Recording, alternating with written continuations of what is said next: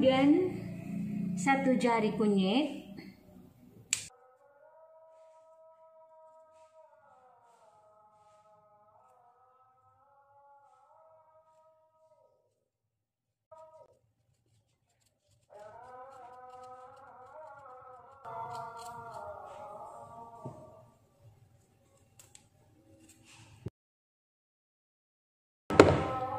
Dan 1 buah jeruk nipis. Kemudian bahan ini kita cuci bersih.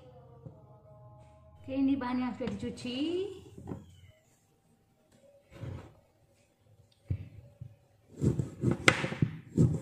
Kita potong aja seperti ini. Ini jeruk nipisnya.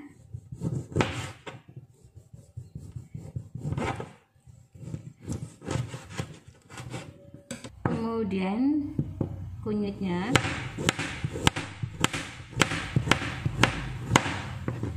Dan jahenya.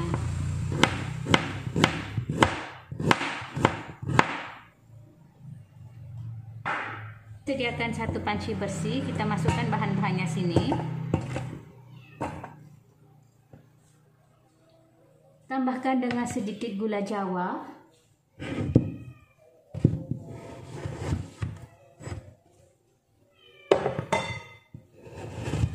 Oke, tambahkan aja gula Jawa.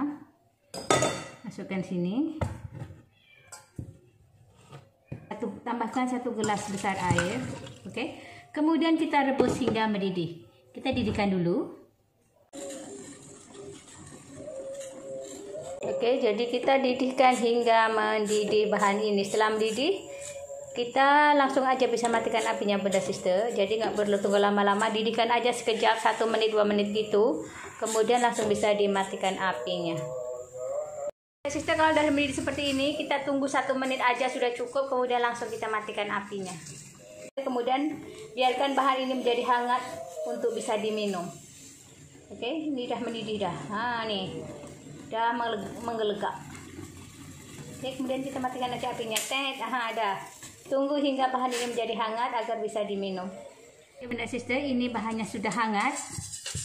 Oke, kita bisa sediakan 1 wadah bersih, 1 gelas bersih. Sediakan 1 gelas bersih dan saringan tentunya. Kita akan saring airnya. Bismillahirrahmanirrahim. Bismillah.